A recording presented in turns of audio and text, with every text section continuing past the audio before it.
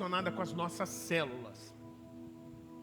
As nossas células, a partir dessa semana, células de adultos, né? A palavra das crianças é outra. As nossas células de adultos, a partir dessa semana, vão começar numa série de ministrações da palavra.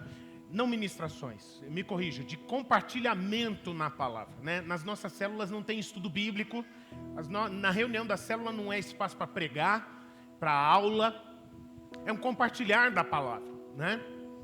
E o tema do compartilhar da palavra a partir dessa semana é o fogo do Espírito Santo. Nós vamos, nessas próximas semanas aí, dedicar um tempo na palavra de Deus sobre a preciosidade, sobre a necessidade, sobre a importância do Espírito Santo de Deus nas nossas vidas.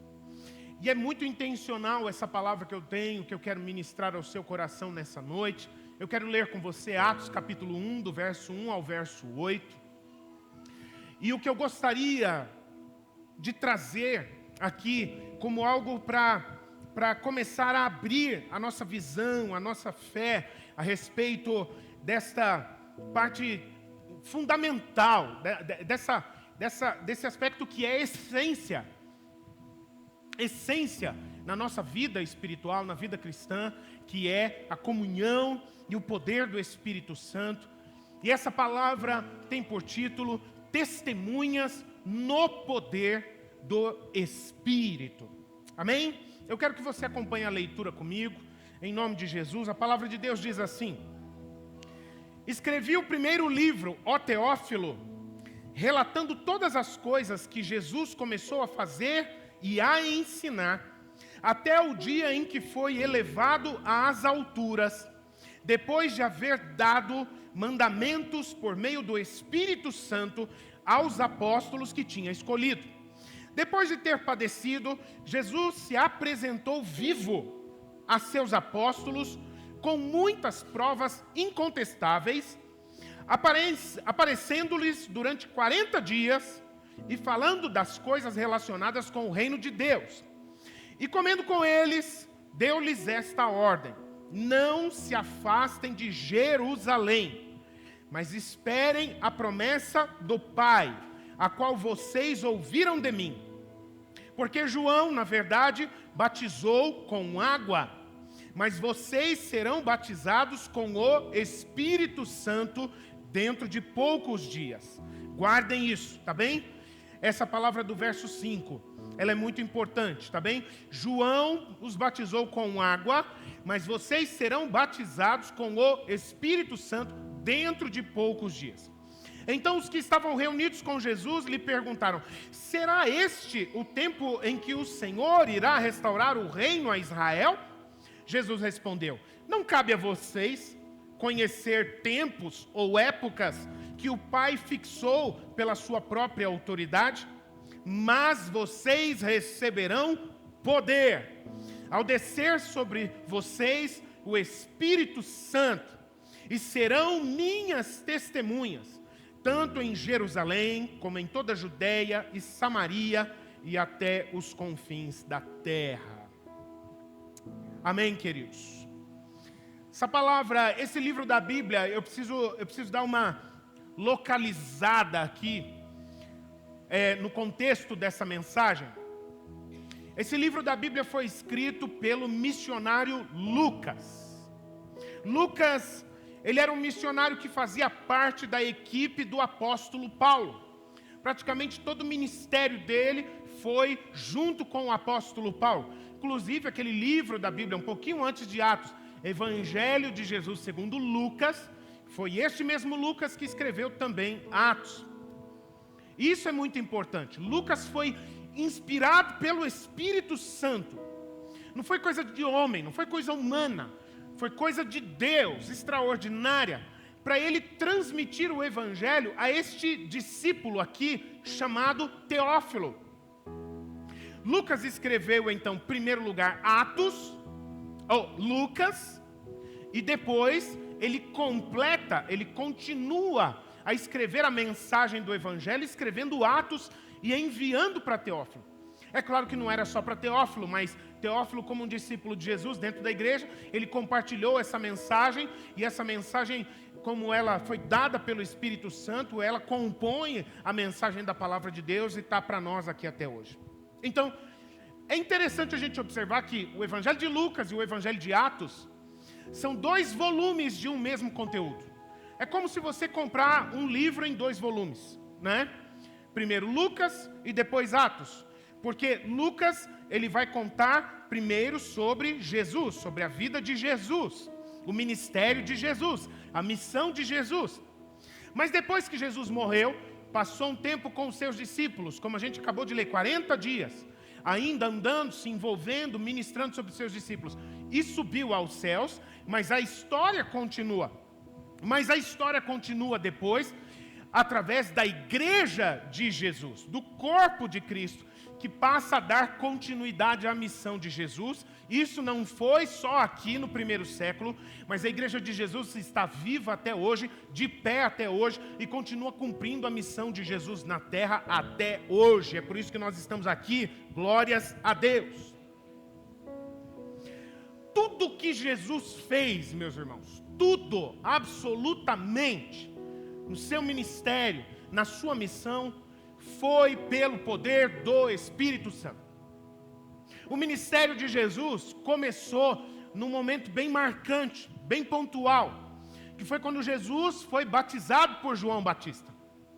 E ali ele recebeu a comunhão e o poder do Espírito Santo. Não vou ficar me prendendo nisso aqui, mas a palavra de Deus conta isso.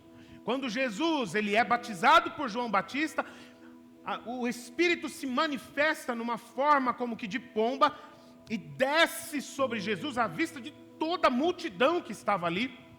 E uma voz do céu vem junto e diz: este é o meu filho amado e que ele muito me agrada. Então tudo o que Jesus fez, queridos, quando ele foi tentado por Satanás e venceu a tentação de Satanás, ele venceu no poder do Espírito Santo.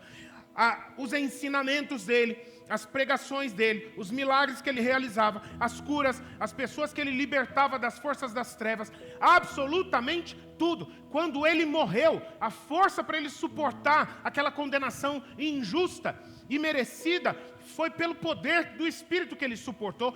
Quando ele volta da morte, quando ele ressuscita, é pelo poder do Espírito Santo que ele vence a morte. Aleluia. E no final, momentos antes de ele subir aos céus, e nós lemos aqui até o versículo 8, mas se a gente lê os versículos seguintes, o 9, o 10 e o 11, eles já falam sobre esse momento em que Jesus, na forma corpórea, sobe aos céus para governar junto com o Pai, e é hoje essa posição que Jesus ocupa. Aonde Jesus está agora, nesse exato momento, ele está reinando, sentado ao lado direito do Pai, intercedendo por todos os seus filhos e os seus discípulos, intercedendo por nós. E a presença dele pode ser real com cada um de nós por meio do seu Espírito. E nesse momento que ele está quase para subir aos céus, ele deixa uma orientação para os seus discípulos ali. Olha, vocês prestem atenção, fiquem na cidade de Jerusalém. Vocês são lá do norte, vocês não são da capital, vocês são lá do norte, mas não vão para o norte. Fiquem um pouco mais na cidade de Jerusalém, para que vocês possam receber a promessa do Espírito Santo. Mas os discípulos, no meio dessa conversa, dessa interação com Jesus, em que ele estava dando essas orientações, eles ainda estavam com a cabeça em outro lugar, eles ainda não estavam sintonizados na mesma frequência que Jesus. E a curiosidade deles, quando eles reagem, respondem, perguntando a Jesus o que isso significava, era um assunto totalmente diferente. Aí eles cortam Jesus e perguntam: mas Jesus, e sobre o reino de Israel? Quando é que o reino de Israel vai ser restaurado para se tornar uma superpotência global? Essa é a visão judaica a respeito da restauração do povo de Deus. Isso é muito engraçado, gente. Abrir um parêntese aqui. essa desviada de foco que os discípulos deram na conversa, Jesus está falando de uma coisa e eles falam sobre outra com os discípulos, não é um negócio muito raro de acontecer até hoje. Até hoje. Muito pelo contrário, é muito comum pessoas buscarem a Deus, mas nesta busca a Deus, elas trazerem a Deus as questões pessoais que são importantes serem esclarecidas.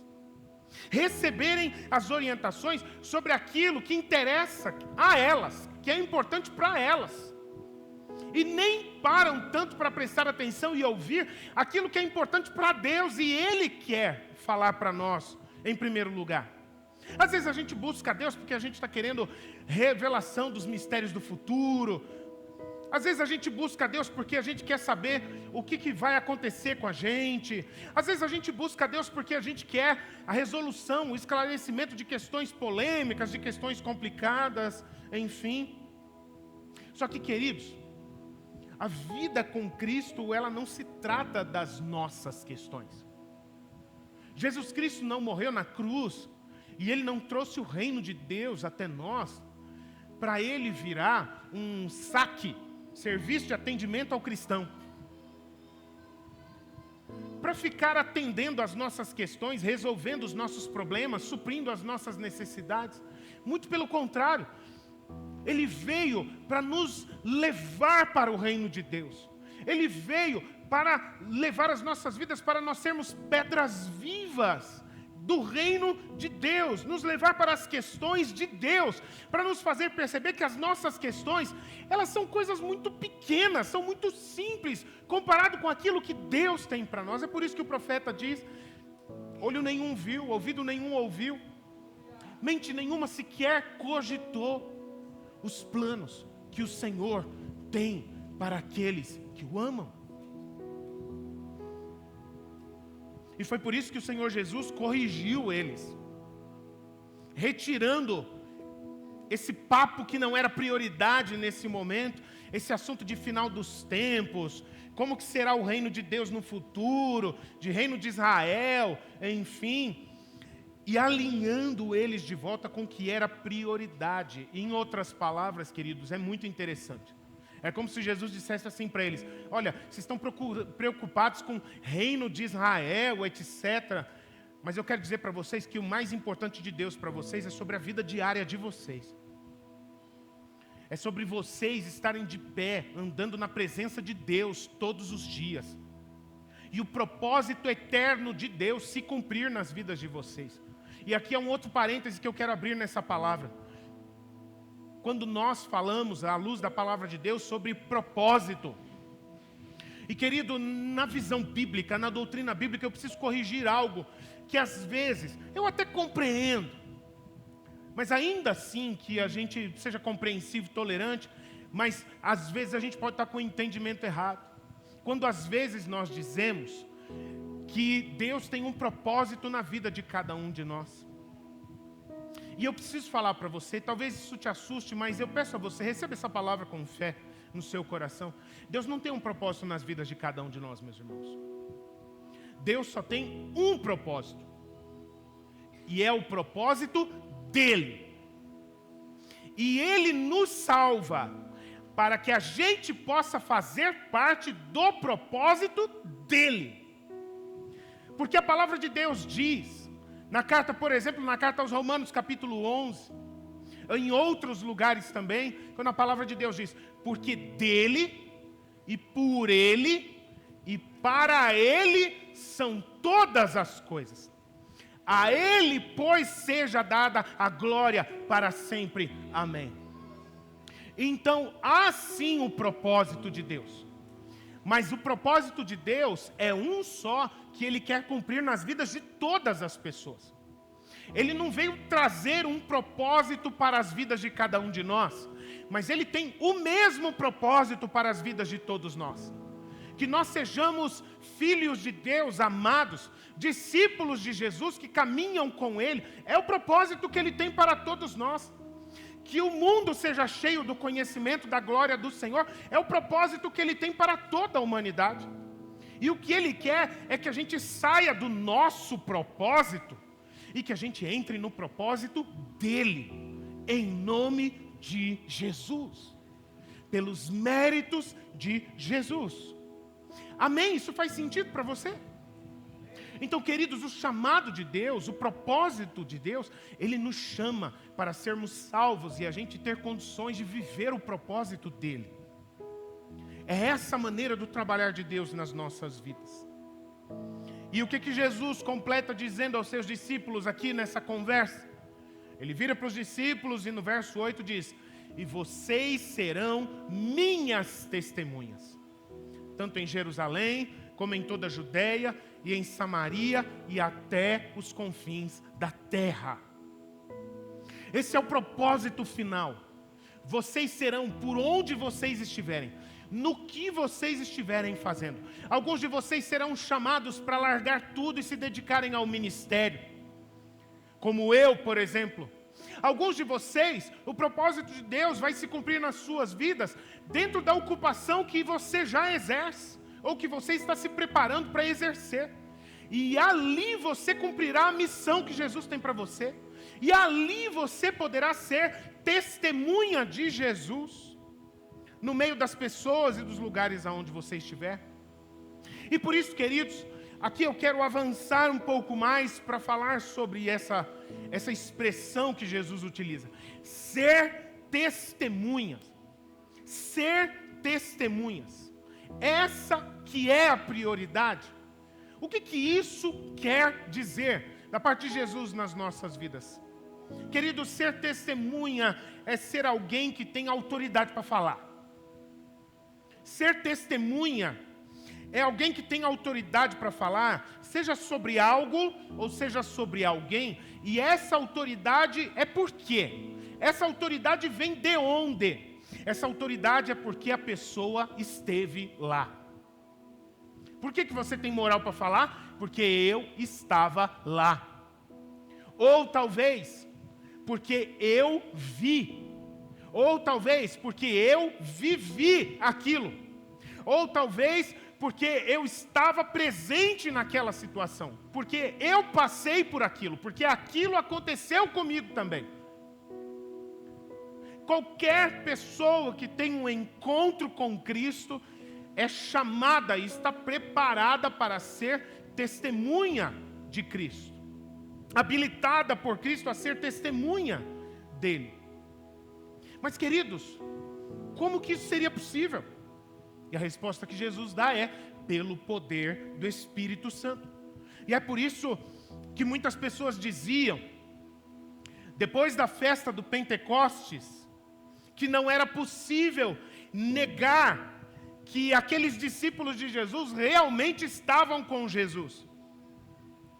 Porque era tamanho o poder das palavras deles. O poder das atitudes deles era tão grande.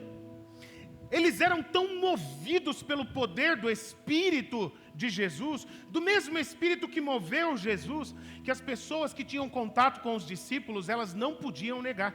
Está claro, dá para perceber, parece o próprio Jesus falando, parece o próprio Jesus fazendo. Então, queridos, eu acho importante pontuar aqui que nesse ensinamento de Jesus existem dois pilares sobre a vida com Cristo que a gente precisa observar nessa experiência. Primeiro pilar, que vem de uma pergunta: com o que nós ocupamos a nossa vida espiritual? E a gente já começou a falar sobre isso nessa mensagem. Algumas pessoas podem ocupar a sua vida espiritual com as questões do seu interesse. E como tem gente que faz isso? Que busca a Deus, que deposita a sua fé em Jesus Cristo, porque está doendo e quer que a dor vá embora. Pessoas que buscam a Jesus Cristo porque estão no fundo do poço e precisam de uma luz, precisam de um socorro, precisam de um gás na vida. Estão às vezes com seus relacionamentos totalmente desgastados, deteriorados, e precisam de um milagre, de uma solução nos seus relacionamentos. É muito semelhante àquele povo, aquelas multidões que buscavam a Jesus só para comer e beber. Só para comer esse sanduíche de sardinha, como Jesus algumas vezes fez, multiplicando pães e peixes, etc.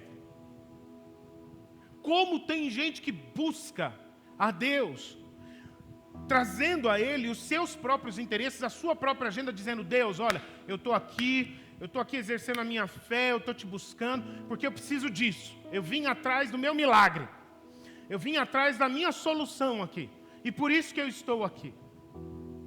Ou por outro lado, queridos, e é aquilo que agrada a Deus, podemos buscá-lo porque a gente quer conhecê-lo, porque a gente quer viver a vida dele e seguir os caminhos dele.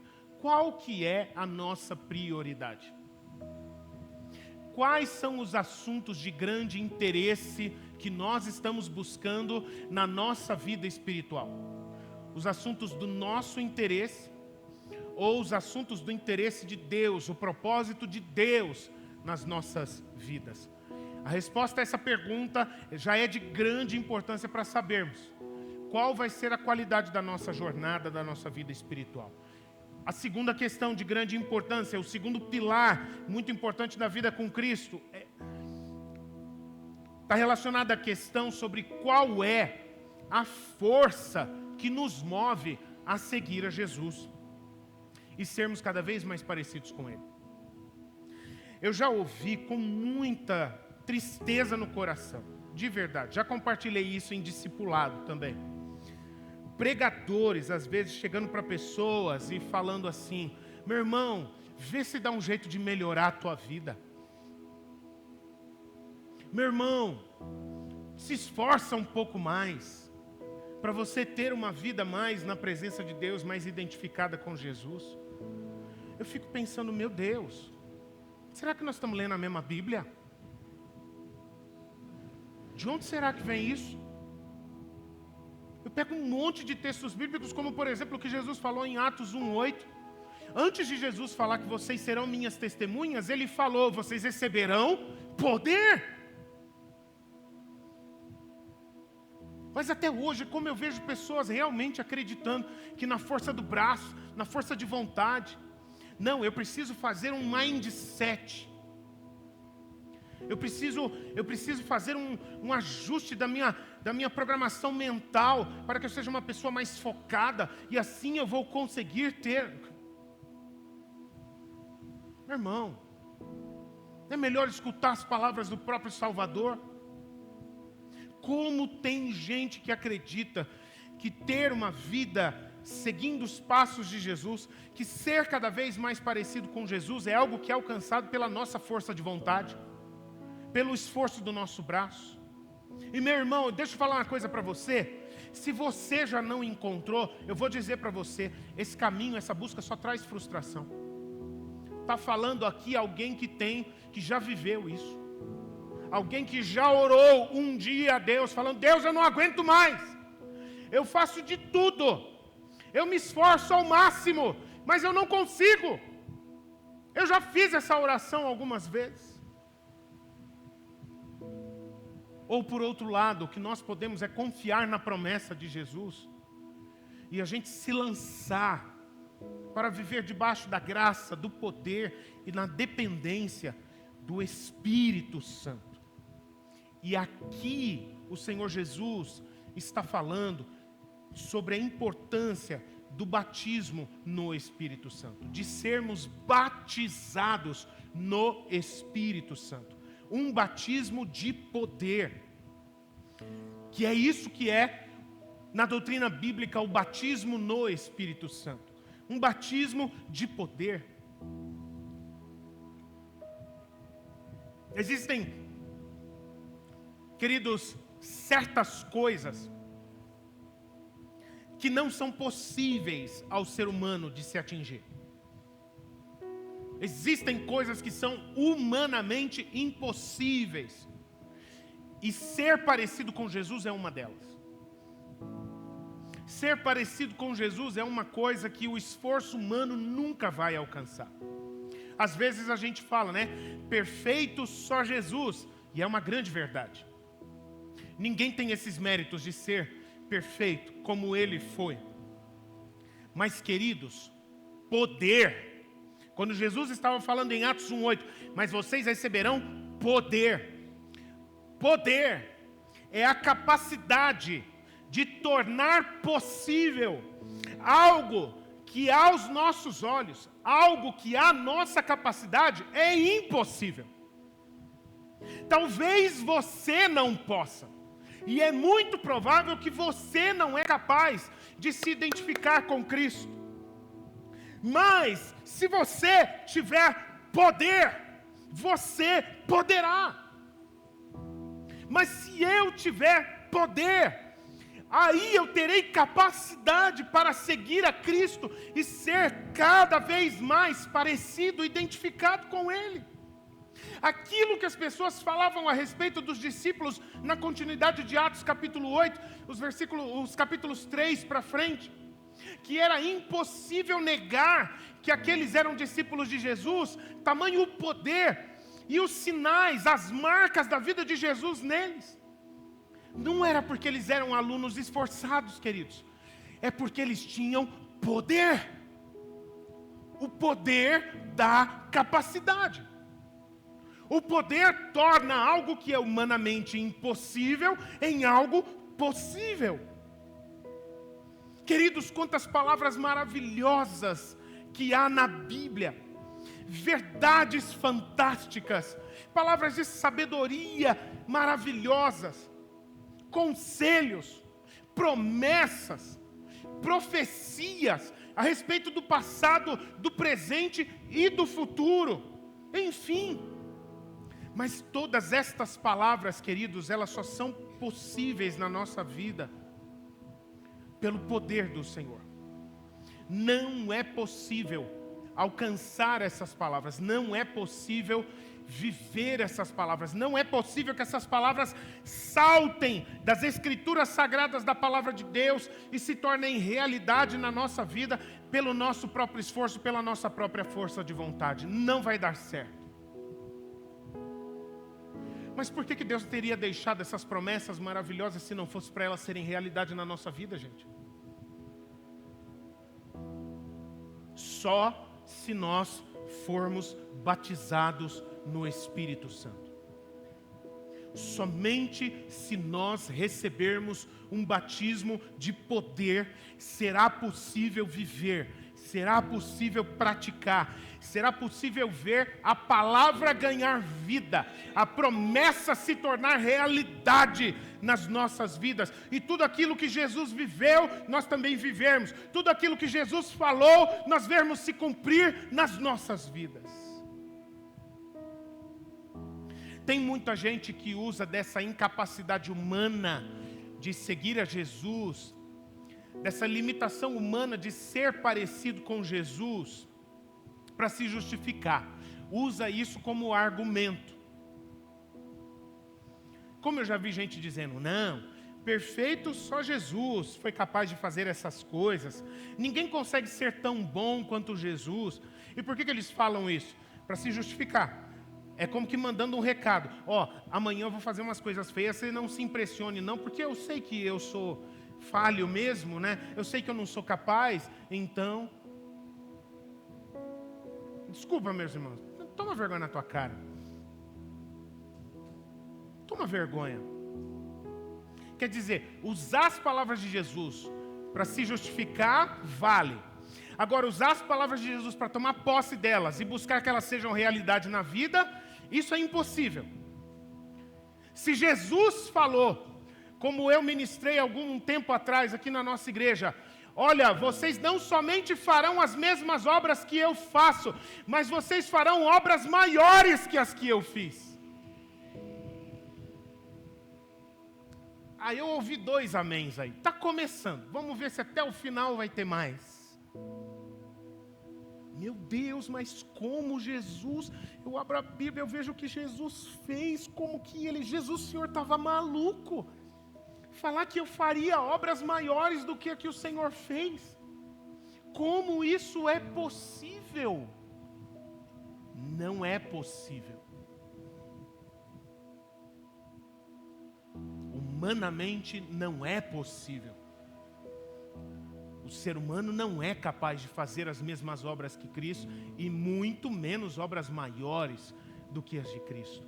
Somente o Espírito Santo de Deus operando nas nossas vidas é possível. É que é possível.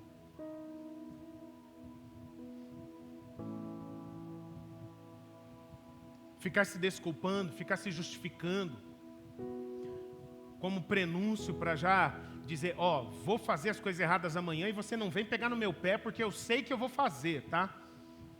Só pode vir da boca de alguém que ainda não nasceu de novo com Cristo. Esse tipo de desculpa só pode vir da boca de alguém que ainda não creu nas palavras de Jesus. Porque o próprio Jesus, ele disse, Marcos capítulo 9, ele diz isso: tudo é possível ao que crê. Meu irmão, você está incomodado aí na tua cadeira já ou ainda não? Eu estou tentando te incomodar, meu irmão. Eu estou querendo que você, assim não está bom, assim não está bom. Essa palavra, sei lá o que está acontecendo, alguma coisa precisa mudar. Meu irmão, eu espero que essa palavra gere fé no seu coração.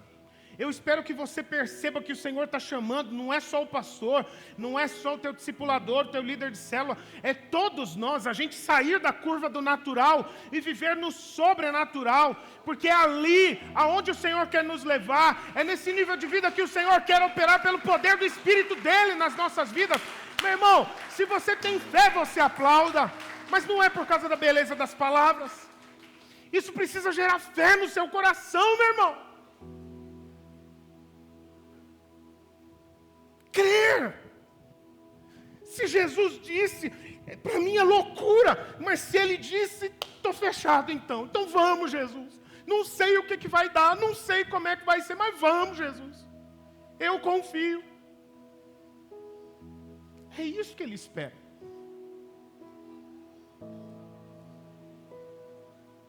É nesse tipo de situação, gente, que eu vejo a sabedoria de Jesus quando Ele dá uma aula para os adultos usando as crianças. Porque criança, gente, se a criança está aqui, ela pequenininha, ela está aqui na beira desse palco, e tem um adulto ali embaixo e fala, se joga que eu vou te segurar. A criança às vezes está meio assim, dá aquele sorriso meio amarelo, mas o adulto falou, ele é grande, eu vou confiar. E ela, uau!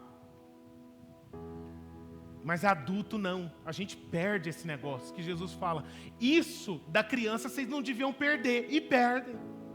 Aí Jesus fala, se joga, bota o pé. E a gente fica, Jesus, tá fundo isso aqui, Jesus. Tem certeza, Jesus, que você está falando? E aí a gente fica rateando com Jesus. Tudo é possível ao que crê. E meu irmão, sabe o que significa tudo na língua original? É tudo mesmo.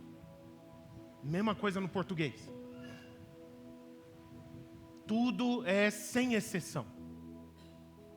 Tudo. Tudo é possível ao que crê. E a nossa fé precisa ser, em primeiro lugar, direcionada àquele que pode todas as coisas. Debaixo da dependência do poder do Espírito Santo de Deus. Efésios capítulo 1 chama o Espírito Santo de o Espírito Santo da promessa.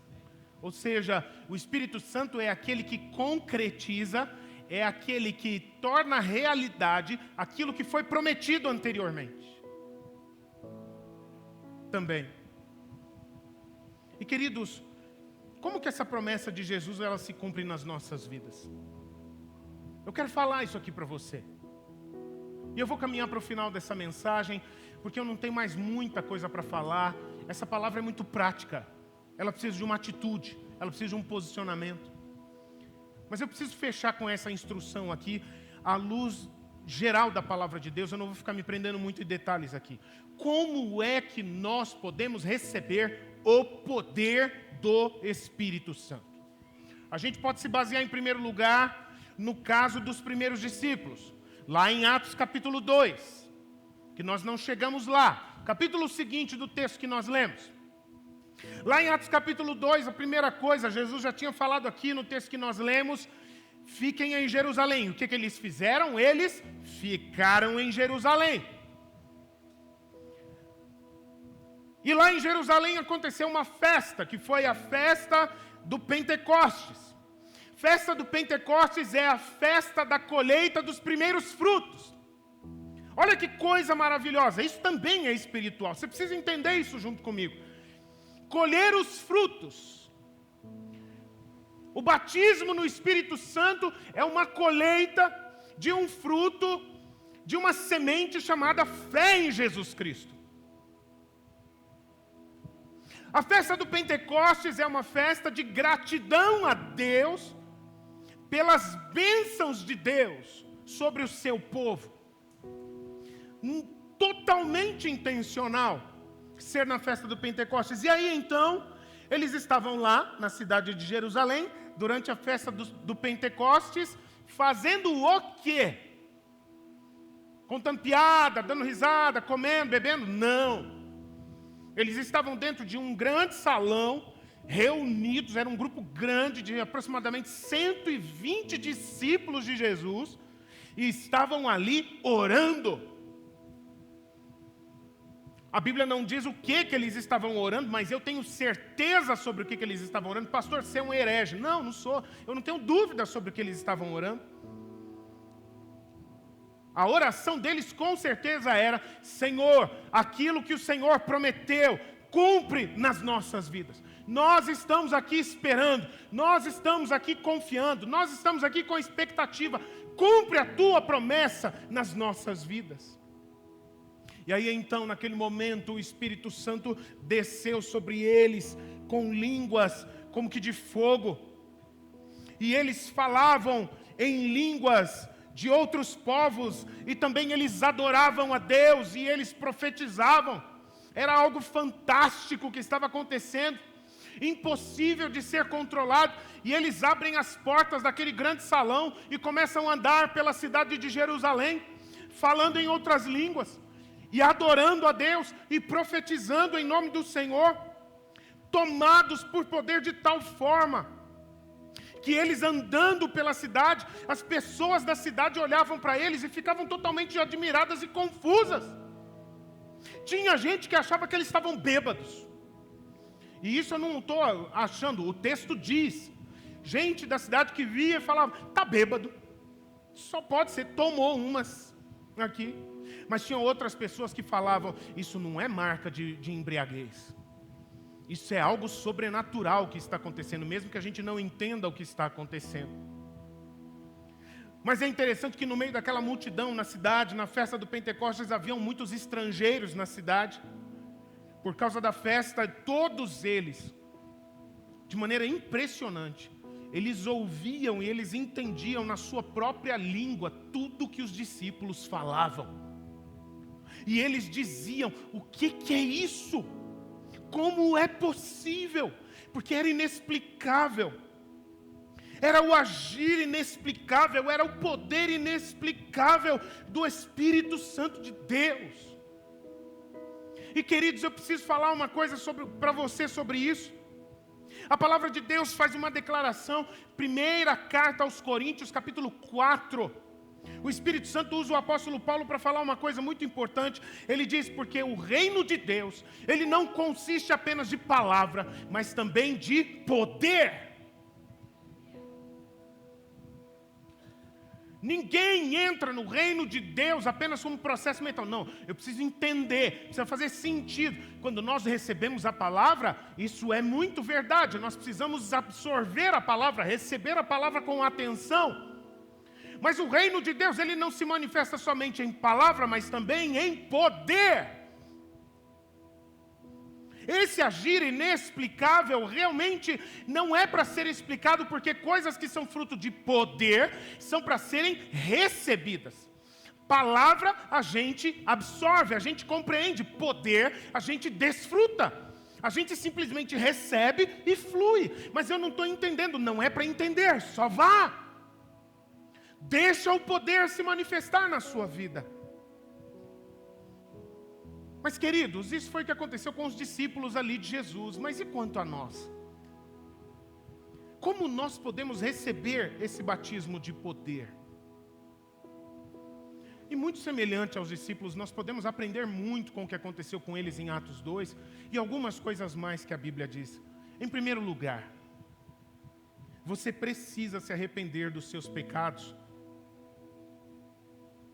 Você precisa ter uma resolução na tua consciência e se arrepender sinceramente dos seus pecados e da sua vida afastada dos caminhos de Deus. E em segundo lugar, você confessar que você crê em Jesus Cristo como Filho de Deus, como o Senhor e o Salvador da sua vida. E se você se arrepender dos seus pecados e você crer e confessar a Jesus Cristo, isso vai produzir a primeira bênção de Deus na sua vida. Você vai nascer de novo. Você se tornará uma nova pessoa, um filho amado de Deus, uma filha amada de Deus. Um novo homem, uma nova mulher, para viver uma nova vida com Cristo. Agora, vivo não mais eu, mas Cristo vive em mim. Você será selado com um selo de pertencimento, um selo que o Espírito Santo coloca dentro dos nossos corações, comunicando paz, comunicando alegria, comunicando certeza. Eu estou salvo, eu estou salva, eu nasci de novo. Mas em segundo lugar, queridos, você precisa orar. Você precisa orar, orar e orar. Assim como os discípulos fizeram em Jerusalém. Confessando que você crê não somente na pessoa de Jesus Cristo, mas também que você crê na palavra de Jesus Cristo, na promessa de Jesus Cristo. E que você necessita do poder do Espírito Santo que Jesus prometeu para você viver a vida de Cristo, para ser testemunha de Cristo, que é o que Ele quer e que você também precisa querer. Querido, se esse é um batismo de poder, quando nós somos batizados, mas recebereis poder, quando nós somos batizados no Espírito Santo, é natural que esse poder vai transmitir, vai manifestar evidências dele na vida de cada um de nós. Essas evidências, elas são variadas. Pessoas, quando são batizadas no Espírito Santo, podem receber palavras em línguas estranhas. Especialmente línguas ininteligíveis. Eu não estou falando de idiomas, mas são línguas espirituais, são línguas celestiais, que levam a pessoa não só a profetizar no Espírito, mas a orar também no Espírito, em linguagem sobrenatural do Espírito Santo. Há pessoas que quando são batizadas no Espírito Santo, as evidências desse poder se manifestam com uma força que toma conta do seu ser, e essa pessoa perde as suas forças, e ela pode cair no Espírito e ficar ali sendo tomada pela glória de Deus sobre todo o seu ser. Existem pessoas que quando são batizadas no Espírito Santo, elas podem ter visões. Outras podem começar a profetizar, como os discípulos fizeram no Pentecostes. Ou você pode ser tomado por uma unção de adoração, e o teu coração transbordar em adoração de uma maneira inexplicável, e a sua boca se torna uma fonte de adoração a Deus. Ou talvez você pode ser tomado por uma unção de alegria, uma alegria indizível, uma alegria inexplicável, incondicional. São evidências de poder na vida da pessoa que crê. E assim como os discípulos, como a palavra de Deus conta, o que você deve fazer então é aguardar com expectativa o derramar do Espírito Santo sobre a sua vida. Ele vai se derramar sobre você, e Ele vai fazer isso como Ele quiser. E o encorajamento que eu te dou é: somente não resista. Você está recebendo a palavra de Deus. E neste momento é necessário que você dedique toda a sua atenção para receber e para confiar na palavra de Deus. Mas no momento em que o Espírito Santo tocar a sua vida, não resista ao Espírito Santo. Isso é inclusive um conselho, uma exortação que a Bíblia dá. Não resistam ao Espírito Santo. Flua segundo o mover do Espírito Santo na sua vida. Esse conselho é muito importante. Não resista ao toque do Espírito Santo. Há pessoas que resistem com atitude de incredulidade.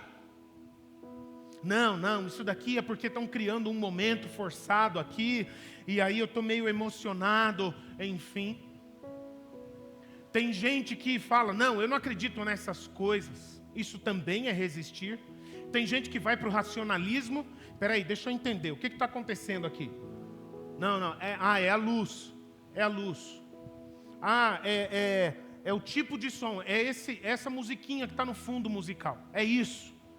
Tá assim, agora eu estou entendendo. Isso daqui eles estão tentando. Isso é racionalizar.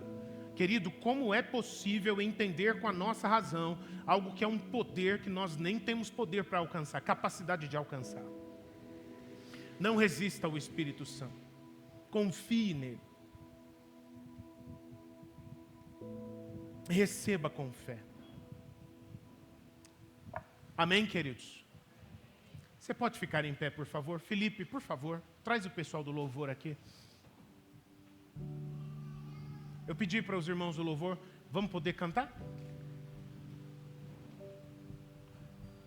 Eu pedi para os irmãos do louvor, para nesse momento nós terminarmos essa ministração, essa mensagem, cantando um louvor muito antigo, cristão, como uma oração que diz, eu navegarei no oceano do Espírito. E ali eu adorarei ao Deus do meu amor. Esse lugar, não é um lugar geográfico, não é dentro do templo ou em outro lugar, mas é o lugar da presença de Deus. É o ambiente da comunhão com Deus. Essa é uma canção que nos convida a orar a Deus. E falarmos ao Espírito Santo, eu creio em Ti. E se você tiver fé para isso, se essa palavra está fazendo sentido no seu coração, eu quero te encorajar. O propósito de Deus sobre a sua vida é que você seja uma testemunha fiel de Jesus Cristo, que você seja testemunha fiel dele. Mas para isso todos nós precisamos primeiro de poder. Se você crê nisso, eu quero te convidar a fechar os seus olhos nesse momento. E você exercer a sua fé como eu falei. Comece a falar com o Senhor nesse momento. Arrependa-se dos seus pecados. Confesse os seus pecados a Ele.